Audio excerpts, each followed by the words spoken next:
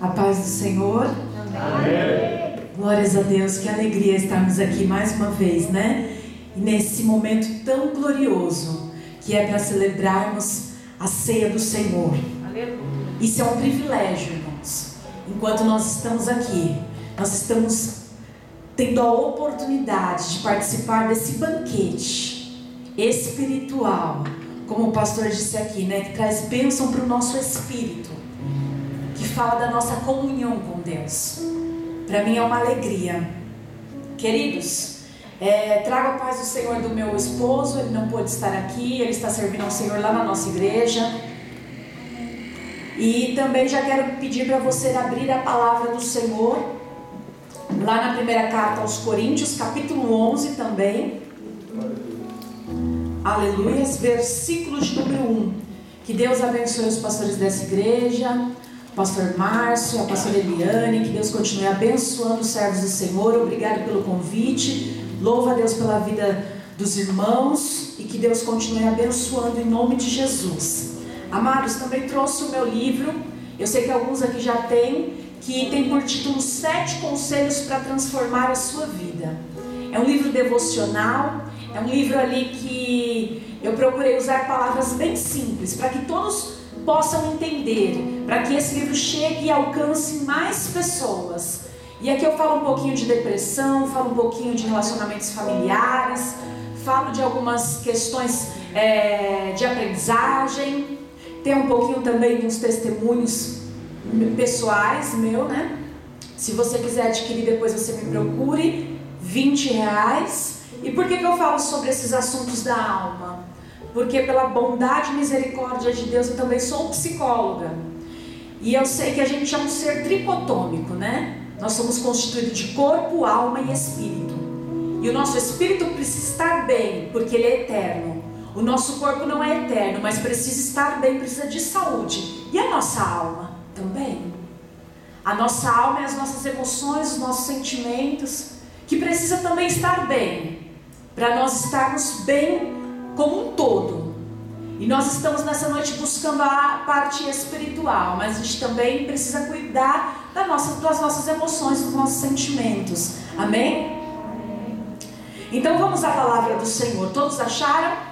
Primeira carta aos Coríntios, capítulo de número 11, versículo de número 1 somente. Diz assim: sede meus imitadores, como também eu de Cristo. Sede meus imitadores, como também eu de Cristo. Quem estava falando, quem estava escrevendo esse lindo versículo foi o apóstolo Paulo, inspirado pelo Espírito Santo, inspirado pelo Espírito de Deus. Ele pode dizer assim: sede meus imitadores, como eu imito a Cristo. Ele estava dizendo que ele tinha um referencial, e o referencial dele não era um artista famoso. O referencial dele não era alguém que tinha muitos seguidores nas redes sociais, não era alguém que estava ali na fama, no auge, não. O referencial do apóstolo Paulo era Jesus Cristo. Glória a Deus. O profeta Isaías, quando vai se referindo ali na sua profecia a Jesus, diz que ele não tinha parecer nem formosura. Mediante a isso, a gente vê que talvez muitas pessoas esperassem algo mais de Jesus. Mas a Bíblia diz que as suas palavras eram palavras com autoridade. Por quê? Porque ele estava cheio do Espírito de Deus. E ele habitou no céu e estava na terra. Paulo, sabendo disso, ele tem ali Jesus por seu referencial. Era um seguidor de Jesus, discípulo de Jesus, apóstolo de Jesus. E ele entende o que? O modelo é Cristo. O modelo é Jesus. O nosso referencial é Jesus. Nós precisamos andar como ele andou. Ele andou no céu. Ele conhece o céu. E ele, naquele momento, antes de Paulo, ele estava na terra e conhecendo ali a terra. Não que ele não conhecesse, mas ele ali como homem, como Deus, ele estava aqui na terra para cumprir a sua missão. E a Bíblia nos diz, na carta aos Hebreus, capítulo de número 4, versículo de número 15, que assim como nós, ele foi tentado em todas as áreas, porém não pecou.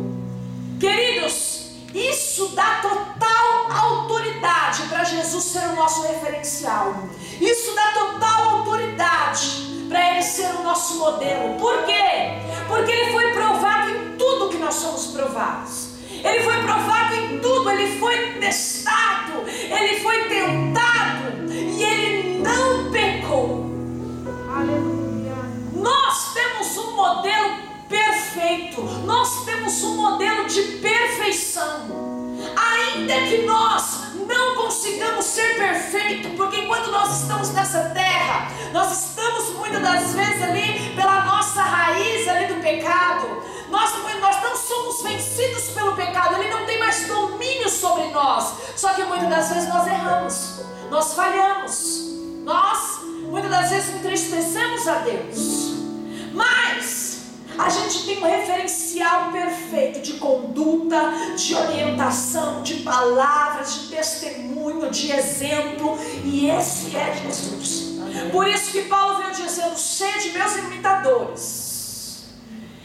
Alguns falam que essa questão de imitador não é que Paulo era perfeito, mas é que ele estava determinado a seguir alguém, estava determinado, convicto a alinhar a sua vida de forma que agradasse a Deus, de forma que fizesse referência à conduta de Jesus. Ainda que ele mesmo disse: miserável homem que sou, quem me livrará do corpo dessa morte? Aquilo que eu não quero fazer é o que eu faço, o que eu quero fazer eu não faço. Então a gente percebe essa guerra dentro dele, que ele não era perfeito, mas ele estava tentando alinhar a sua vida ao modelo de Cristo, alinhar a sua vida ao modelo do Mestre. Amados, hoje é noite de nós celebrarmos essa ceia como nós celebramos, e é noite também de reflexão. Jesus é modelo, porque ele conhece da perspectiva do céu e da perspectiva da terra como homem. Ele é o modelo, ele é o referencial. E quanto mais nós nos aproximamos dele, quanto mais nós andamos com ele, quanto mais nós ouvimos a sua voz, quanto mais nós nos aproximamos, mais nós nos pareceremos com ele, mais nós seguiremos ele, mais nós nos pareceremos, mais nós copiaremos, imitaremos ele, mais próximos dele nós estaremos, do modelo de Cristo. E eu te provo isso na Bíblia. Antes de Jesus ser crucificado, ele disse para Pedro: Pedro, você vai me negar. Pedro: imagina, Senhor, eu estou junto, eu estou contigo. E ele disse: você vai me negar, Pedro. E ali Jesus é crucificado, começa aquela perseguição aos apóstolos ali, para quem estava com ele, os apóstolos fogem, e ele vem, Pedro, e alguém diz assim: ele estava com ele. Ele estava com Jesus, ele é discípulo de Jesus. Aí ele pega e fala: não, imagina, eu nem conheço quem é ele. Nega Jesus. Vem depois uma criada, olha para ele e fala assim: você andava com Jesus, você estava com ele, é um dos dele. Ele fala: não.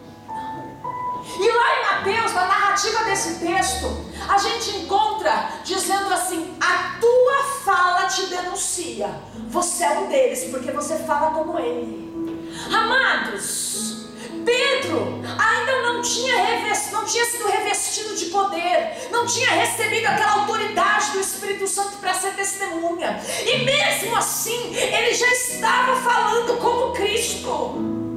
Por quê? Porque a convivência com ele nos faz parecer com Jesus. A convivência, andar com Cristo, andar com Jesus, nos faz parecer com ele. Glória a Deus. Aleluia! Por isso que nós aprendemos com ele como nós devemos se parecer. Pedro foi denunciado pelas falas dele. A fala dele era como a fala de Cristo. Porque pela convivência, pela proximidade.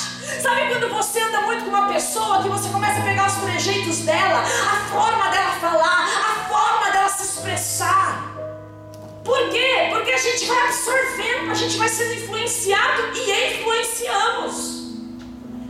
Dessa forma, Pedro foi influenciado por Cristo e já estava falando como ele. Aí a gente vê lá na frente o apóstolo Paulo dizendo: sede meus imitadores, como eu sou de Cristo. Eu tenho proximidade com Ele, eu oro, eu busco, eu falo com Ele, eu me relaciono. Então me imita, porque eu estou aprendendo com Ele. Ei, nós estamos aqui aprendendo com Cristo. Estamos aqui caminhando com Cristo, andando com Cristo, ouvindo a sua voz, a sua palavra, a sua direção para as nossas vidas. E Ele é o modelo, Ele é o nosso alvo, Ele é o nosso referencial. E quanto mais próximo, quanto mais andarmos com Ele, mais parecidos com Ele seremos. Glória a Deus. E eu quero trazer aqui alguns pontos que a gente aprende com Jesus para viver aqui nessa terra, no padrão, no modelo que Jesus tem pra gente, o modelo que agrada a Deus, o modelo que veio de Deus, o modelo que é do propósito do Senhor, o modelo do céu para as nossas vidas. A gente vê que Jesus, ele sabia muito bem qual era a sua missão. Ele sabia por que ele estava aqui. Ele sabia que ele tinha um propósito nessa terra. E ele precisava cumprir esse propósito. Chegando a sua hora, ele vai dizendo: já é chegada a minha hora. Por quê? Porque ele sabia por que ele veio a essa terra. Amados, dentro desse modelo, nós precisamos compreender também por que estamos nessa terra. E a compreensão do porquê estamos nessa terra se dá quando a gente entende que existe uma missão do céu aqui nessa terra pra gente. Está lá em Marcos 16:15. Ide por todo o mundo, pregai o evangelho a toda criatura. Quem crer e for batizado será salvo, mas quem não crer será condenado. Amado, Jesus sabia que ele tinha uma missão, e ele deixou bem claro que ele conhecia o propósito e que ele estava aqui por um propósito. Ei, eu e você precisamos compreender, quando a gente segue a Cristo, que a gente também tem um propósito, que a gente também tem um porquê estar nessa terra. Quantas pessoas partiram para a eternidade nessa pandemia, e nós estamos aqui porque temos um ID ainda para cumprir, ainda tem um propósito para nós cumprirmos. E quando a gente entende também que é algo urgente. Não dá para deixar para amanhã, para depois da manhã, para daqui 10 anos, depois da gente se formar, depois da gente criar os filhos, depois da gente fazer isso ou aquilo. É missão urgente. A Bíblia nos diz em Apocalipse 12:12 que Satanás está aqui nessa terra. Ele foi lançado na terra, e que ele tem muita ira, muita raiva. Com muita ira, com muita raiva ele está aqui. Por quê? E o texto diz: porque ele sabe que o seu tempo é pouco aqui na terra. Ele sabe que ele tem pouco tempo. Sabe por quê? Porque tudo vai acontecer. Ele vai ser preso, e ele sabe. Por isso que ele está lutando, batalhando para levar o máximo de vidas com ele. Vidas que não conhecem a Deus, vidas que estão no pecado, vidas que estão distantes do Senhor. E ele tem pouco tempo, e ele sabe disso. Por isso que ele tem trabalhado dia e noite para levar o máximo de gente para a eternidade com ele. Mas, queridos, quando a gente entende que é uma missão urgente e que nós temos essa missão como igreja do Senhor, a gente se levanta também sabendo que não temos tanto tempo assim. Sabemos que Jesus está às portas, como já foi falado aqui nessa noite. Sabendo que a gente precisa falar desse nome, falar desse Cristo, falar desse projeto de salvação para o ser humano. E essa missão era a missão de Cristo nessa terra. Ele veio do céu para a terra com a missão de entregar a sua vida para salvar o homem. Este era o propósito, esta era a missão. E este é também o meu e o seu propósito de estarmos nessa terra.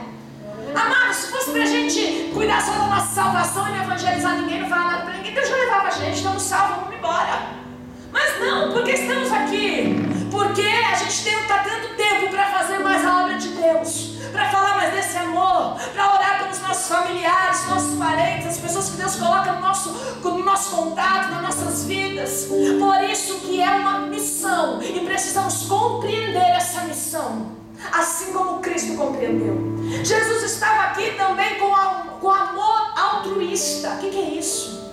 Aquele amor que se importa com o outro, que não é egoísta, que se doa. E esse é o amor de Deus. E o amor de Deus, nos diz Romanos 5,5, foi derramado sobre os nossos corações, para que a gente possa amar como Deus nos amou.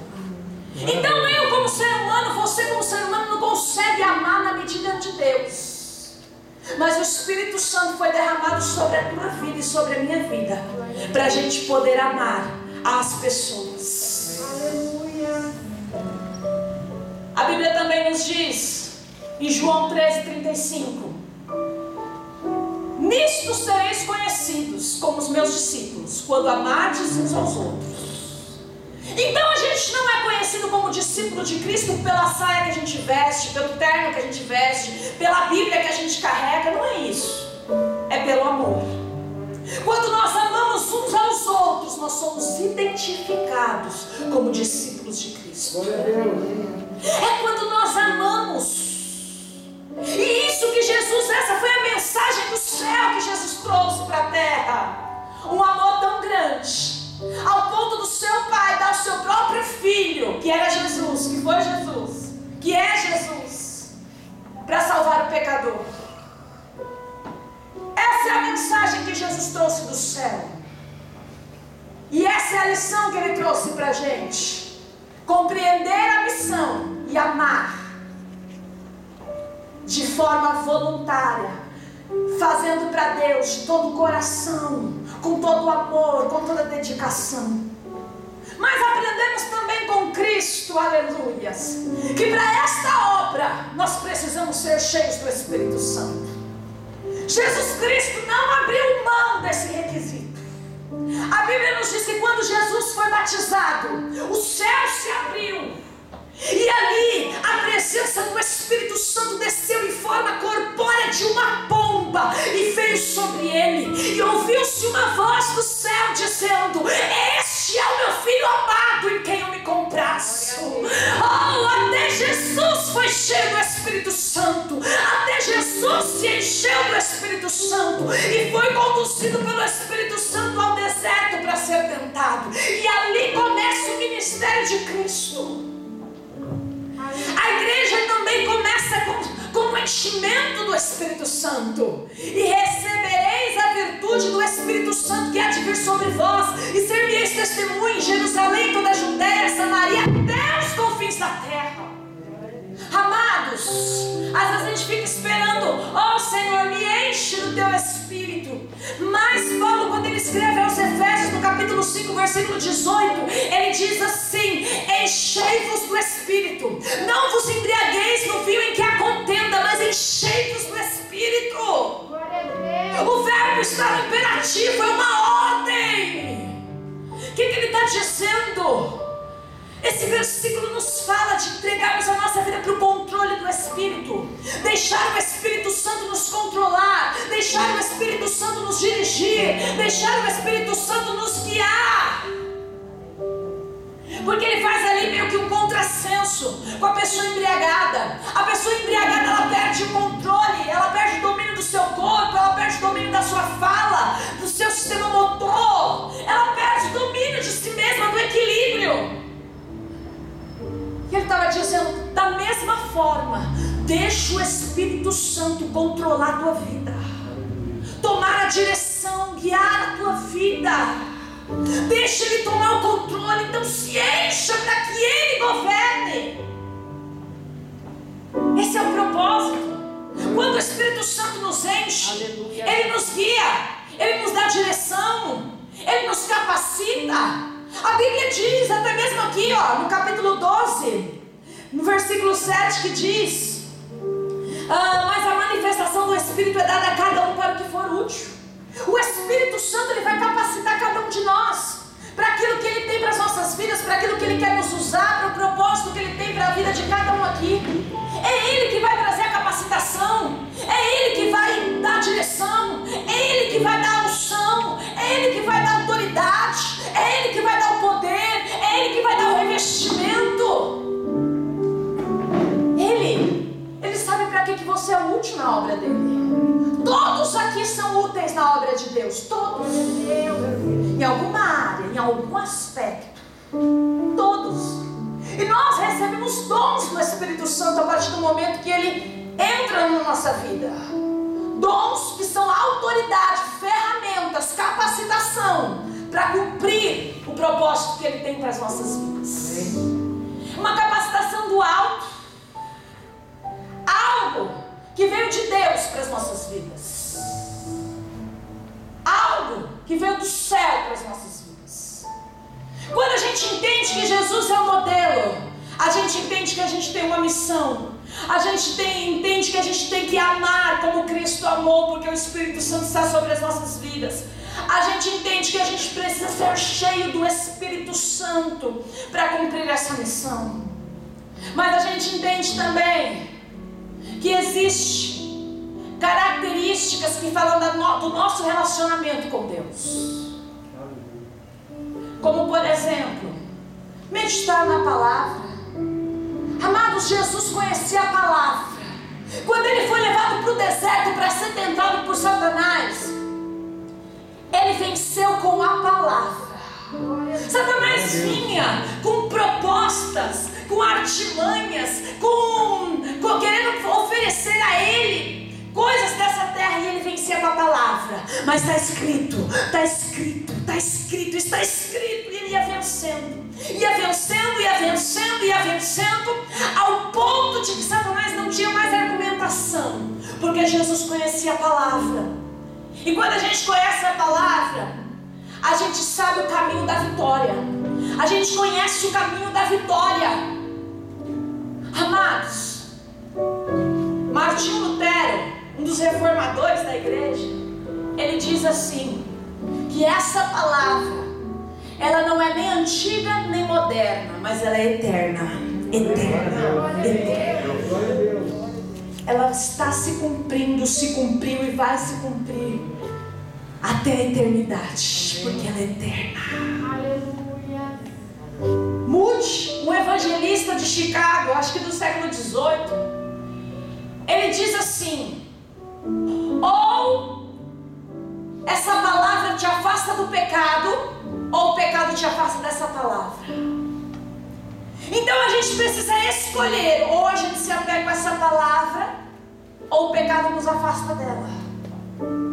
Queridos, a Bíblia, ela é viva e eficaz, ela é viva e eficaz, viva e poderosa, viva e se cumpre sobre as nossas vidas. Penetra até a divisão da alma do espírito.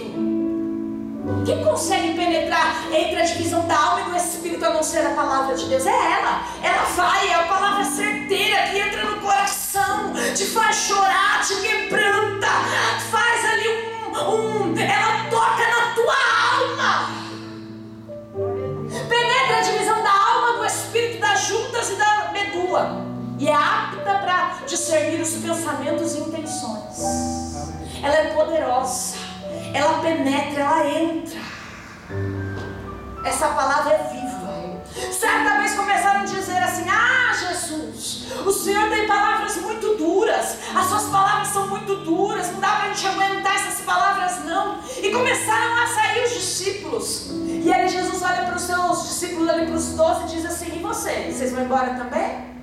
Ali Pedro toma a frente e ele diz: para quem iremos nós, sendo que tu tens as palavras de vida eterna? É só o Senhor que tem uma palavra de vida. E não é uma vida só para essa terra, não. É uma vida eterna. Vida eterna. Essa palavra é uma palavra que penetra na alma, no espírito. E é uma palavra que traz vida. Não somente vida para esta terra, mas vida eterna. Eterna. Amados, é a palavra que nos dá raiz. É a palavra que nos dá raiz. O meu sogro, ele mora no litoral. E muitas das vezes quando a gente vai para lá, a gente vê tudo destruído. Porque vem aquelas ressacas do mar, destrói tudo. Calçadão, destrói o asfalto, destrói tudo. Mas você vê aquelas árvores que tem aqueles troncos enormes. Os troncos saem para fora, mas a árvore continua de pé. Aleluia. Glória a Deus. Sabe por quê? Porque tem raiz. Igual a irmã cantou aqui nessa noite, tem raiz. E essa raiz que a gente recebe com a palavra de Deus é a que vai nos sustentar nos dias maus, nos dias difíceis, no dia de adversidade, no dia de angústia, no dia de aflição. É essa palavra que vai nos dar raiz para a gente aguentar. Não é o vento contrário, não é a dificuldade que vai nos tirar da presença de Deus. Sabe por quê? Por causa que as raízes cresceram. Porque temos raízes. Ah, queridos irmãos, Jesus foi um modelo de conhecimento bíblico, dizendo pra gente assim, ó, esse é o livro, essas são as palavras de vida eterna. Ele mesmo disse, examinai as escrituras. Aí está o segredo para você vencer no dia da luta, no dia da dificuldade. Examinai. Esse foi o segredo da vitória de Josué. Medita no livro dessa lei de dia e de noite, para cumprir tudo aquilo que Deus tem ordenado. Medita na palavra. Se aproxima da palavra. Deus vai falar ao teu coração poderosamente. Quando das vezes precisamos de direção, e eu falo, Senhor, eu não sei qual direção tomar, o que fazer, como fazer. Fala comigo, Pai, eu preciso da tua direção. Não estou buscando a direção do conselho dos ímpios, mas na tua palavra. E aí o Senhor vem com aquela palavra que vai de encontro, traz direção, e você vai de forma certeira e não erra. Por quê? Porque a palavra de Deus, ela é viva. Porque a palavra de Deus é resposta de Deus. Porque a palavra de Deus, ela penetra nossa alma e nosso espírito. Porque a palavra de Deus, ela é direção, lâmpada para os meus pés e luz para o meu caminho. É a tua palavra. Guardei a tua palavra no meu coração para não pecar contra ti, Senhor. Amados, a palavra é alimento. Todos nós precisamos se alimentar para estarmos vivos. A gente se alimenta, a gente almoça, a gente janta. Faz parte da natureza humana, faz parte da nossa carne, nosso corpo. Mas e o nosso espírito? Ele também precisa ser alimentado. E quanto mais você alimentar o teu espírito, mais forte ele vai ficar, mais robusto ele vai ficar, mais fortalecido ele vai ficar. Aí como que a gente alimenta o nosso espírito? Com a palavra. Ela é alimento. Ela é o alimento do céu para as nossas vidas. Aleluia. Ela é o alimento que Deus deixou para o nosso espírito. Ela alimenta o nosso espírito. Ela fortalece o nosso espírito. Ela anima o nosso espírito. Ela conforta o nosso espírito. Ela traz força ao nosso espírito. Ela traz nutrição ao nosso espírito. É a palavra. É a palavra. Quando a gente dizendo assim, mas eu estou fraco, então se alimenta. Então se alimenta. Quantas pessoas raquíticos espiritualmente, e vai enfraquecendo daqui a pouco. Se anima, por quê? Porque precisa se alimentar. Amados, e não basta somente estar no culto, precisa estar com os ouvidos atentos. Porque é com o nosso entendimento, com a nossa atenção, com a nossa compreensão, que a gente vai fazer como se fosse a digestão espiritual da palavra. É através do nosso entendimento, quando a gente coloca a nossa atenção, compreensão, que ela faz sentido pra gente, que a gente entende, que ela cai numa terra boa, numa terra ali adubada, é que ela vai produzir frutos. Glória a Deus. Aleluia, Senhor. E ela é viva, ela frutifica. Amém. A gente aprende com Jesus também o modelo de oração. Jesus orava.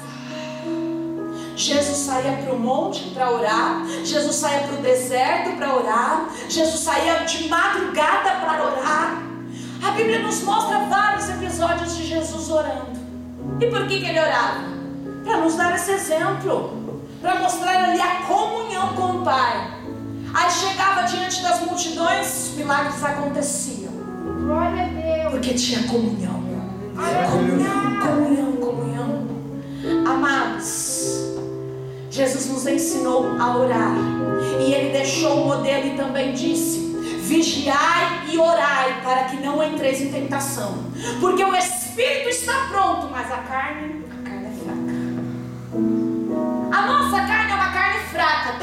pecado. Ainda que nós não estamos debaixo do poder do pecado, mas a gente ainda é influenciado muitas das vezes e acabamos pecando. Quem diz que não peca já está pecando, porque todos nós pecamos. E queridos, quando a gente olha e a gente vigia, a gente está mais propenso ao espírito do que para a carne, que a carne é fraca. Mas quando a gente fortalece o nosso espírito através da oração e da vigilância, é aí que a gente vence. Então é necessário. Jesus que deu o exemplo, ele diz: vigiai e orai para que não entreis em tentação. A vigilância e a oração tem que andar juntas. Tem que andar juntas. Não adianta só orar e não vigiar nada. E não adianta também só vigiar e não orar nada.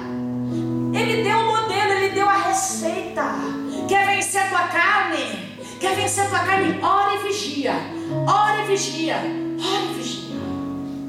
A oração precisa ser com fé e com confiança. Tudo aquilo que pedires para o teu Pai, crendo, recebereis. Tudo aquilo que está alinhado com a vontade de Deus, que você pedir, com fé, crendo, Deus tem alegria em te abençoar. Mas a oração precisa ser com fé, com confiança. A oração precisa ser algo presente na nossa vida em todo o tempo. Em todo o tempo. Orai sem cessar. 1 Tessalonicenses 5,17. Orai sem cessar. Vai orando, vai andando na rua, vai orando. Vai fazendo o seu trabalho, vai orando. Vai lavando a louça na sua casa, vai orando. Vai fazendo os seus afazeres, vai orando. Vai fazendo uma caminhada, vai orando. Vai orando, ora todo o tempo. Fala com Deus. Coloca as tuas ansiedades diante de Deus. Coloca as tuas preocupações diante de Deus. Coloca tudo diante de Deus. Você vai ver enquanto isso vai fazer bem para o teu espírito e para a tua alma também. Porque você descarrega tudo aquilo que está te afligindo em alguém que pode fazer tudo por você. Jesus nos ensinou o modelo de oração. Jesus também nos ensinou a prática do jejum. Amados, Jesus jejuou 40 dias e 40 noites. O jejum, ele é para nossa santificação. O jejum, ele é algo para nós nos dedicarmos mais a Deus, para nós amortecermos a nossa carne e fortalecer o nosso espírito, para nós nos tornarmos mais sensíveis à voz de Deus. Sabe quando a gente jejua, que a gente está naquela comunhão com Deus, a voz de Deus fica mais audível ao nosso coração. Talvez você não vai ouvir uma voz clara como alguém falando com você, mas no teu coração vai arder. Vai arder a voz do Espírito, vai arder a voz do Senhor, vai arder o querer de Deus para a tua vida. Ela vai ser mais audível. Há quem diga que santificação é diferente de consagração. Por quê? Porque a santificação é uma separação para Deus. Você se separa de algo para Deus. E a consagração é uma dedicação de algo a Deus. Ou seja, aí você acrescenta. Na santificação você renuncia. Por exemplo, renuncia ao alimento, renuncia à televisão, renuncia a alguma coisa que você gosta. Mas na consagração você acrescenta. Você acrescenta a oração, você acrescenta o louvor, você acrescenta a adoração, você acrescenta a leitura bíblica. Então, o jejum ele trata da santificação e também da consagração, porque você abre mão do alimento e você usa aquele seu tempo para se dedicar a Deus. Jesus jejuou. E tudo que a gente está falando aqui, amados, talvez você olhe e fale assim: ah, mas é tão difícil. É tão difícil. Mas eu quero dizer para você que dá para construir um hábito. É necessário construir um hábito. Nem sempre a gente vai orar porque a gente está sentindo vontade. Mas se a gente construir um hábito, a gente vai sentir vontade. Glória a Deus. Como que se estabelece um hábito? Primeiro precisa ter um gatilho, depois repetição e recompensa. Gatilho, repetição e recompensa. O que pode ser um gatilho? Algo que te faça fazer. Por exemplo, deixar a Bíblia perto do lugar que você vê. Aquilo é um gatilho que vai fazer você olhar para ela e falar: eu preciso ler a Bíblia. É um gatilho. Às vezes uma situação difícil que você não quer passar, mas é um gatilho para você orar. É Deus te chamando para oração. Glória a Deus. Algo que sai do teu controle, que você não pode mais resolver de forma humana. Talvez seja um gatilho. Deus dizendo para você: ó, vai orar, porque agora só eu para resolver, só eu para entrar nessa situação, só eu para te dar vitória. Glória a Deus. Depois precisa ter a repetição. Para que um hábito se estabeleça, precisa ter repetição. Às vezes a gente pensa assim: eu vou ler 10 capítulos num dia, um livro inteiro da Bíblia, aí passa 10 dias sem ler. O que acontece? Não vai formar um hábito. É melhor você ler 2 capítulos por dia e formar um hábito, porque o teu corpo vai pedir isso, vai se acostumar, vai se habituar, vai sentir prazer nisso, do que às vezes querer fazer tudo de uma vez e não criar um hábito. E depois precisa ter a recompensa. E a recompensa, quando a gente fala das coisas de Deus, é o relacionamento, principalmente o relacionamento com Deus, que alegra a nossa alma, fortalece o nosso espírito, renova as nossas forças, nos enche de ânimo, nos enche de fortaleza, da presença de Deus. Aleluia. Melhor ainda, para se ter um hábito, é um hábito em grupo, porque um vai estimulando o outro, um vai cobrando do outro. Vir para a casa de Deus é um hábito em grupo. A gente ouve a palavra e recebe a palavra em grupo. E muitas das vezes a gente se sente fraco, mas quando a gente está nesse grupo, a gente se sente mais animado para continuar, mais fortalecido para continuar. Às vezes um está fraco e o outro fala: vamos lá, vamos mais um dia, vamos buscar Deus, vamos adorar Deus. E a presença de Deus vai se manifestando. E esta é a recompensa que temos. Queridos, é isso que vai nos fazer viver aqui nessa terra. Aleluia, o modelo do céu para as nossas vidas. Aleluia. O modelo de Cristo para as nossas vidas. Aleluia. Eu poderia falar aqui muitas outras coisas. Jesus é um exemplo de tudo.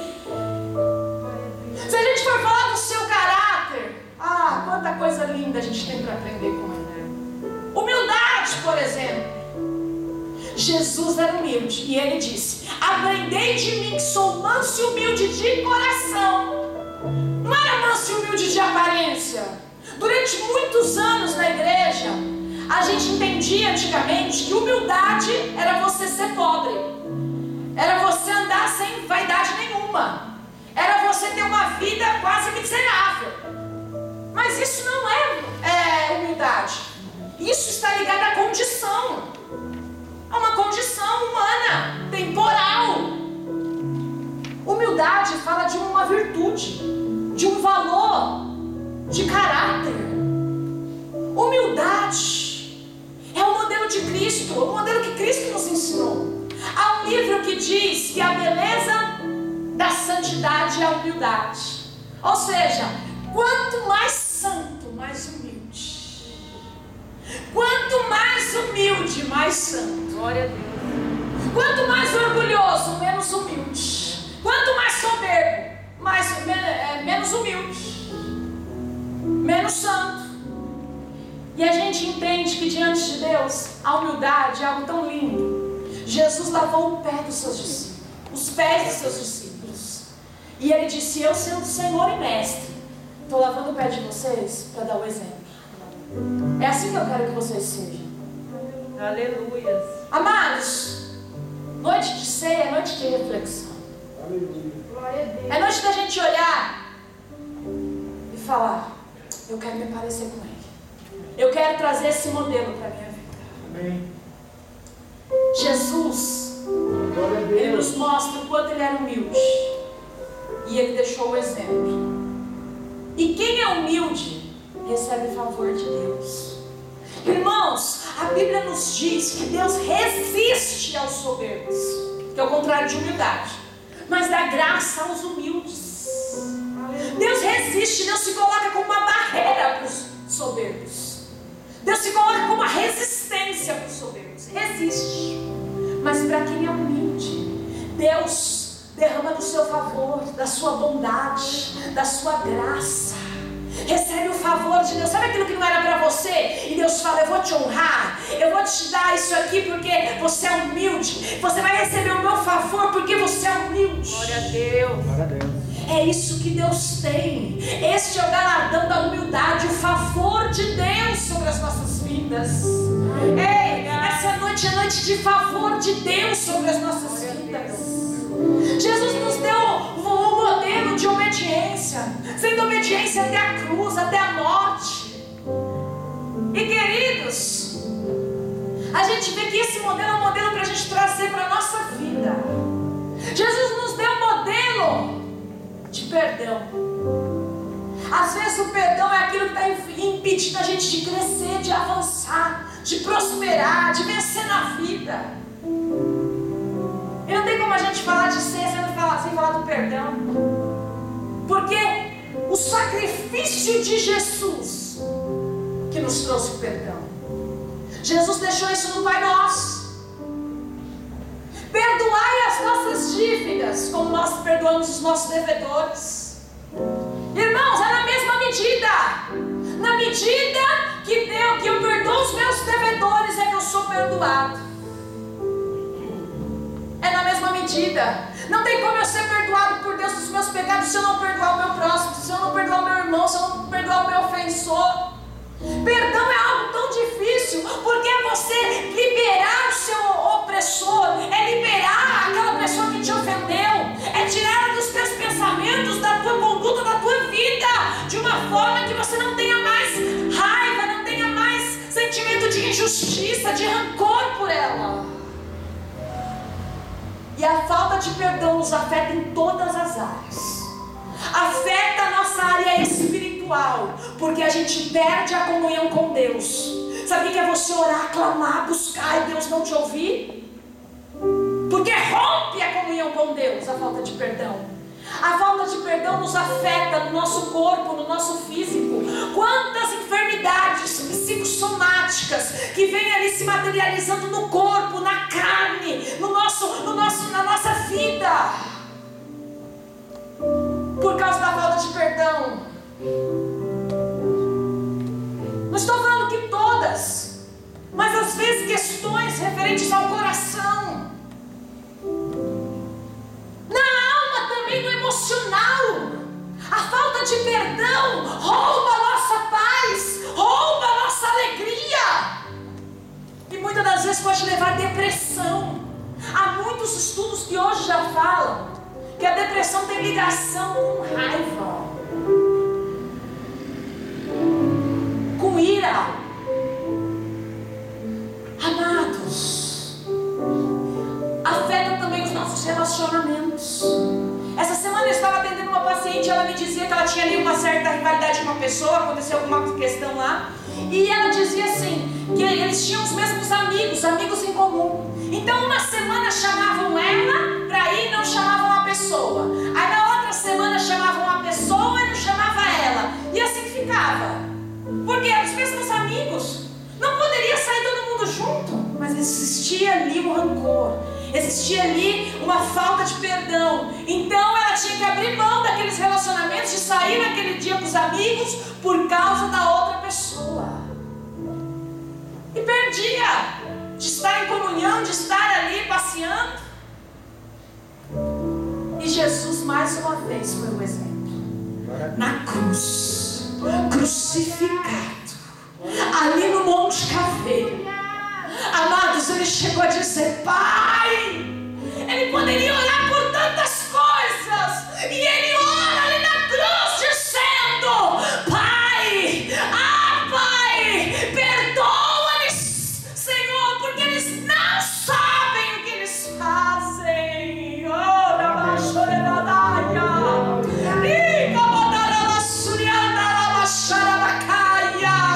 Jesus foi o nosso exemplo em tudo. Jesus foi o exemplo, o pão vivo que desceu do céu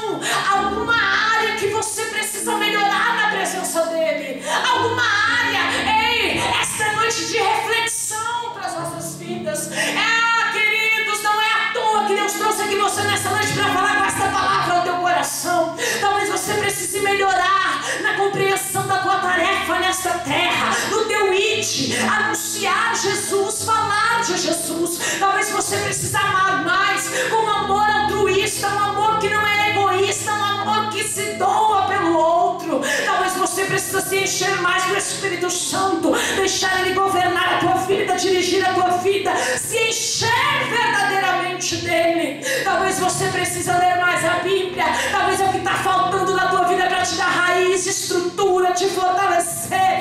Ou talvez você esteja precisando orar mais, ter mais comunhão com Deus, falar mais ao Senhor, colocar as suas necessidades diante dEle, orar em todo o tempo, orar sem cessar. Mas talvez seja a questão do jejum, Deus te chamando para um tempo de santificação, de consagração, sendo que Ele também jejuou. Oh, aleluia! Talvez este é o tempo que Deus queira falar mais audível ao teu coração através dessa santificação do jejum. Ou talvez Ele queira te ensinar com o modelo de conduta que Ele teve nesta terra, sendo humilde, sendo obediente e perdoando. Eu não sei o que você precisa melhorar na tua vida, mas esta noite é noite de reflexão. Esta noite é noite de nós melhorarmos na presença de Deus. Esta noite é noite de nós trazermos esse modelo do céu, esse modelo de Cristo para as nossas vidas, aplicando o nosso coração, aleluias, a andar como Ele andou, a falar como Ele falou, a agir como Ele agiu. Ei, querido, nós vamos acertar nas nossas atitudes, nós vamos vencer, aleluias, aqui na terra, porque Ele é o modelo perfeito, o modelo ao qual nós devemos servir. E quanto mais nós nos relacionamos com Ele, mais parecidos ficamos. Aleluia, aleluia, aleluia. Quanto mais você buscar a Deus, quanto mais você se aproximar de Deus, mais parecido com Ele você vai ficar. As pessoas vão olhar para você e vai falar assim: ah, mas você fala de uma forma diferente. Eu gosto de conversar com você. Alguém vai chegar perto de você e vai dizer assim: ah, eu quero fazer negócio com você, eu quero comprar algo de você, porque você é diferente. Você é uma pessoa diferente. Alguém vai dizer: ah, eu sinto paz quando eu converso com você. Você tem palavras tão lindas. As pessoas vão começar a ver a diferença na tua vida. Ah, queridos, assim como disseram para Pedro: você fala como ele, a tua fala te denuncia. Você vai parecer mais com Cristo. Eu vou parecer mais com Cristo. Nós vamos nos parecer mais com Ele, porque Ele é o modelo e nós somos os imitadores para a glória de Deus. Aleluias, aleluias. Essa palavra nessa noite falou ao teu coração. Feche os teus olhos. Faça a tua reflexão nessa noite. O que você precisa mudar? O que você precisa fazer diferente? O que você precisa acrescentar na tua vida para se parecer mais com o Pai? Eu tenho certeza que o Espírito Santo de Deus, que é o dono dessa mensagem, vai ministrar o querer dele ao teu coração nessa noite. Amém? Que Deus vos abençoe em nome de Jesus.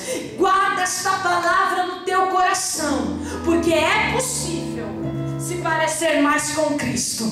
Basta andar com Ele, basta falar com Ele, basta se relacionar com Ele, e a vida dele estará em você para a glória de Deus. Deus vos abençoe em nome de Jesus.